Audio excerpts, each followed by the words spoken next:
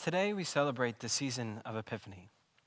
I have always loved this season because it really fleshes out for us the implications of what it means for Jesus to have been born. When looking up the word epiphany in the dictionary, there are two definitions.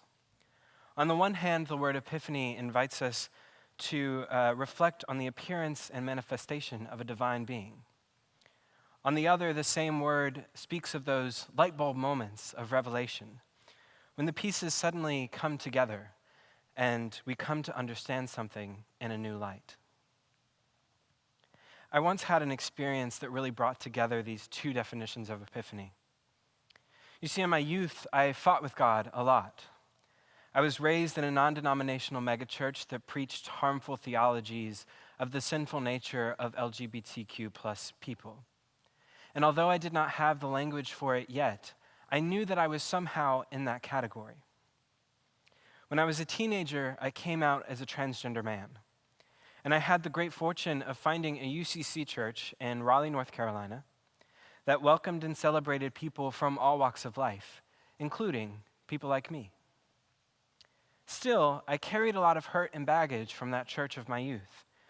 And even as I was welcomed into that Raleigh UCC church, I struggled to dismantle the old harmful theologies that God could not love me as an open and proud transgender person. A few months after I joined the UCC church, they began promoting their involvement in the first Pride celebration in downtown Raleigh. I was nervous, but I decided to go. On the day, I proudly donned my close-cropped hair and the new clothes that I had just bought from the men's section of the department store. And I wandered my way down through the sectioned-off streets, overflowing with all kinds of rainbows. I entered into the crush of people like me, people smiling and laughing, people with partners and children, with groups of friends, with parents and grandparents, with dogs at their side. I suddenly saw in a concrete way a new reality for myself that I had given up on. The chance to love and be loved fully and fiercely. Down at the end of the street was a stage with the Tegan and Sarah cover band playing. I stood alone in front of the stage, subtly swaying to the music, as the band pointed out a huge storm rolling in. The band yelled out, "We'll play until the power kicks off." And just at that moment, the sky opened up and rain poured down over us all as the band kept playing. I felt rain wash over me, the music pulsing in me, and I felt the closest thing to pure freedom. I suddenly understood what it meant to feel God closer than your breath. I felt a tap on my shoulder and turned around to see friends from school.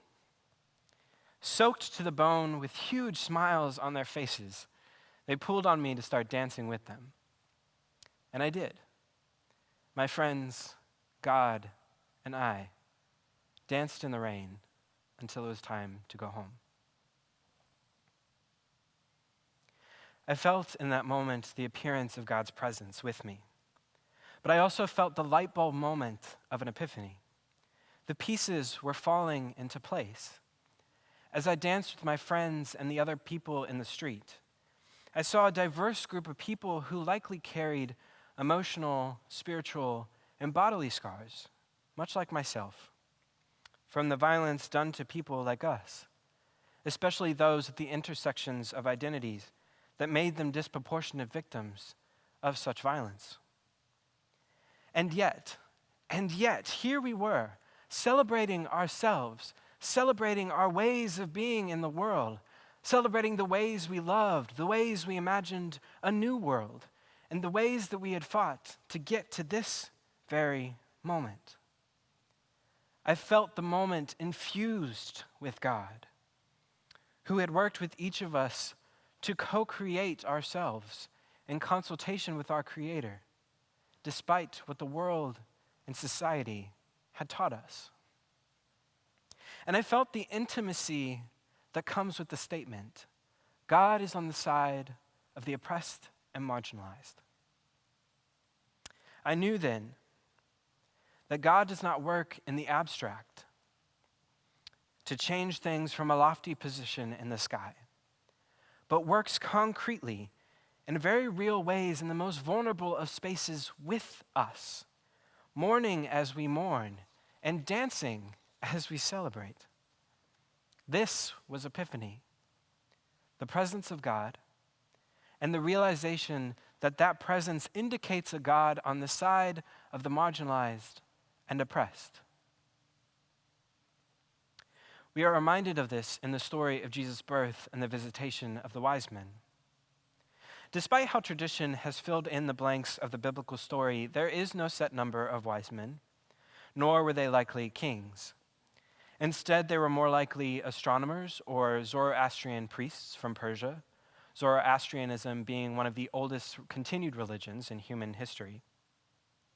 In any event, they studied the stars and they looked for meaning. And one night they saw a star that indicated to them a new king had been born.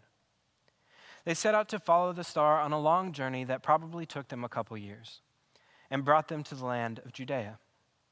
They stopped in Jerusalem to ask the Roman puppet king Herod about this new king, and Herod was terrified. He sent the wise men to find the exact whereabouts of the new king. And the wise men did find the child, Jesus, who was now probably a toddler. After honoring Jesus with their gifts, instead of returning to Herod with the news of Jesus, they left quietly in order to protect Jesus and return home. The wise men knew that the Epiphany had extraordinary social implications. The manifestation of God on earth in the person of Jesus was not just an epiphany in terms of the appearance of the divine in the human. It was an epiphany in terms of the actions of that the consequences of that action too. It was a light bulb moment where all of the pieces came together. Jesus' presence, Jesus' life, meant that the structures of power were threatened, as we see in Herod's fear of the newly born king. Jesus, born as a baby, dependent on love and care from others in the most vulnerable and modest of circumstances, signified a God who was on the side of the most vulnerable, a God who understands the plight of those in poverty, born as Jesus was out of wedlock into a family situated within an oppressed class of people. And if God was on the side of the oppressed and vulnerable, the marginalized and the outcasted, then a change was going to come. The wise men saw this. They saw the reality of a new king in Judea, and even though they resided in the east, and even though they themselves were not Jews, they still felt compelled to come and honor this new king with gifts. This is a foreshadowing in the biblical texts towards the expansion of Jesus' work beyond the Jewish people, towards the Gentiles as well. It is a signal that Gentiles were being brought into the story of the people of God, although the Jewish people remain in a special covenant with God that is not diminished nor superseded in any way by the presence of the stories of the New Testament or the presence of Christianity. It simply means that we as Gentiles are invited into the fold of God too. And those particularly at the edges of society are drawn into a community of believers, participating within God's movement in the world. Now you may say, great, a change is supposed to come, but have you looked around recently? Well, I thank you for asking. Certainly, our experiences with power in the last few years, and this past year especially, have left us wanting. But again, we return to the statement that God, working on the side of the marginalized and oppressed, does not mean that God works in the abstract. It means God works concretely in the world, in and through a commitment to change. This is why the claim that God would become human is so significant, so radical, so overwhelming. God would take on the pain and the inconveniences of a human life so that God could fully embody human life, so that we could be drawn into divine life. But we do not fully understand, nor do we fully experience divine life if we exclude our siblings who suffer under state violence, discrimination, or poverty. We do not understand nor experience divine life until we see dancing in the streets of those most marginalized finding themselves in the center of community. Until black and brown people can thrive in this life without the boot of oppression on their necks. Until families at the border can be reunited. Until transgender and non-binary people can fully express themselves without fear. Until Muslim and Jewish people can worship safely in this country, and so on and so forth.